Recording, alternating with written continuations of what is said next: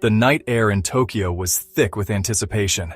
It was September 22nd, 2025, the final evening of the World Athletics Championships. Inside the magnificent Japan National Stadium, a symphony of human emotion played out. Tens of thousands of fans, a vibrant mosaic of national flags, hopeful faces, created a low, humming buzz that seemed to make the very structure vibrate. The floodlights cut through the twilight, casting a brilliant, almost heavenly glow upon the pristine tartan track. This was the grand stage, the place where legends are born and hearts are broken. And tonight, it was poised to host the grand finale, the men's 4x400m relay. Everywhere you looked, there was a story unfolding. Young fans with painted faces clutching miniature flags, former athletes, now spectators, nodding with a knowing look. The giant screens replayed highlights from the week, stunning victories, gut-wrenching near misses, all leading to this final explosive moment. The air smelled of popcorn, excitement, and the faint, clean scent of rain that had passed hours earlier. This wasn't just another race. It was the punctuation mark on a global celebration of speed, strength, and the human spirit. The stakes felt incredibly high, not just for the athletes, but for everyone invested in the drama. The 4x400m relay is often called the ultimate team event, a perfect blend of individual brilliance and collective strategy. It's a four-lap war of attrition, where a dropped baton or a mistimed exchange can erase a lifetime of training in a fraction of a second. The collective gasp of the crowd during the semifinals, the roar that greeted the Japanese team's introduction. It all spoke to a deep, shared understanding of what was about to unfold. The energy was palpable, a current running through every seat, every aisle, and down to the starting blocks.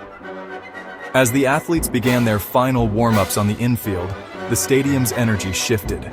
The general buzz focused into a sharp, intense silence, punctuated by rhythmic clapping. You could feel the tension mount with every passing second. The call for the athletes to take their marks would soon echo through the speakers. And when it did, the world would hold its breath.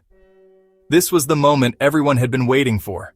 The lights, the crowd, the history, it all converged on 8 teams, 32 athletes, each ready to leave everything they had on that iconic Tokyo track. Lined up under the bright lights were the world's 8 fastest quartets, each carrying the hopes of a nation. All eyes were on the Americans in Lane 5.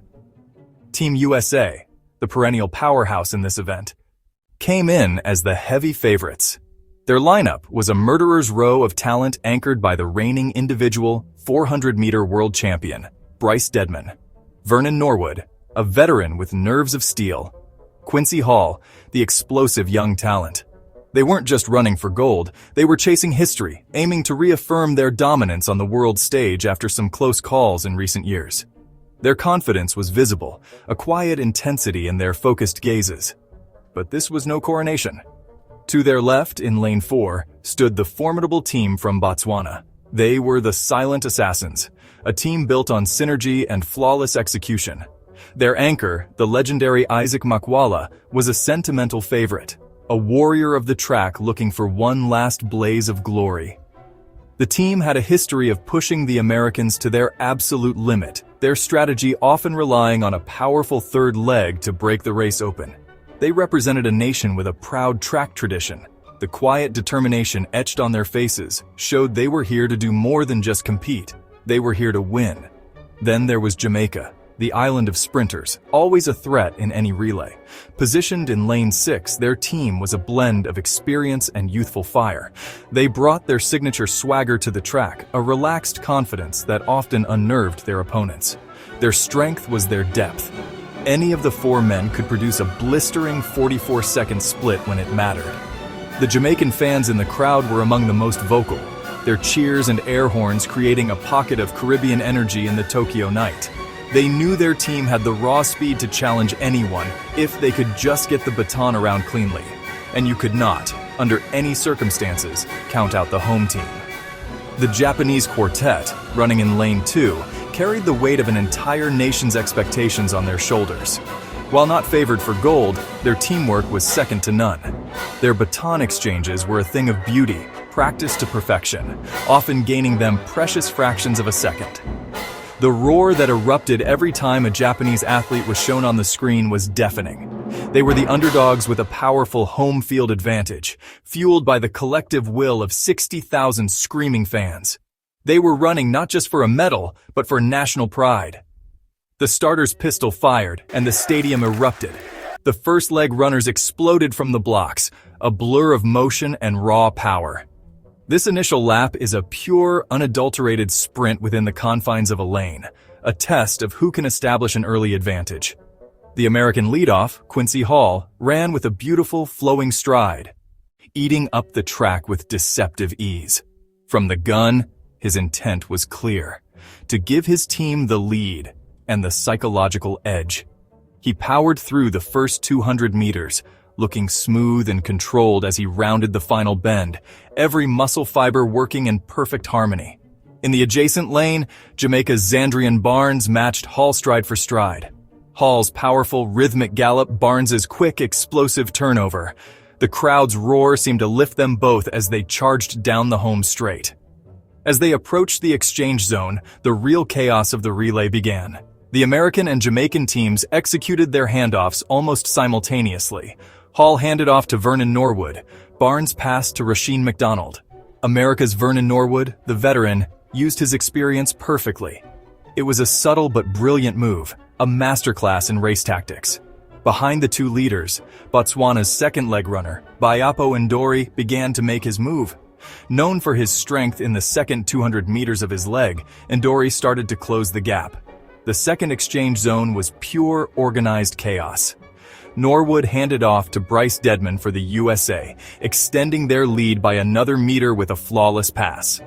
For Team USA, this leg belonged to the individual 400-meter champion, Bryce Deadman.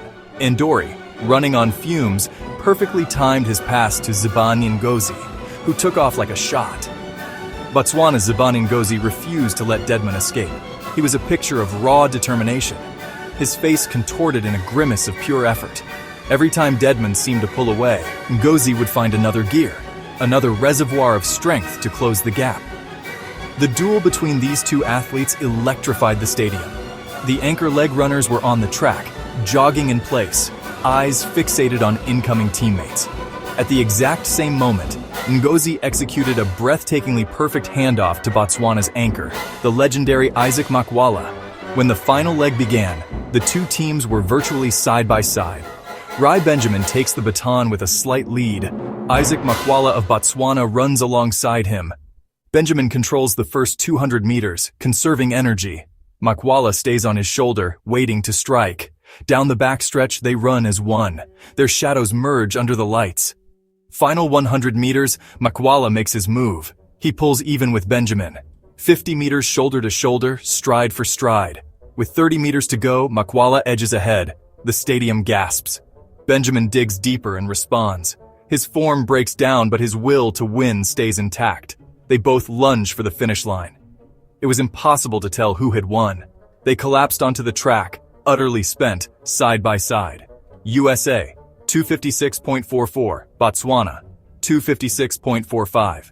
The Americans had won by 1/100th of a second. The American team erupted in celebration. Makwala, in a display of incredible sportsmanship, was first to congratulate them. Years from now, when track and field fans gather and talk about the greatest relays of all time, the Tokyo 2025 final will be part of the conversation.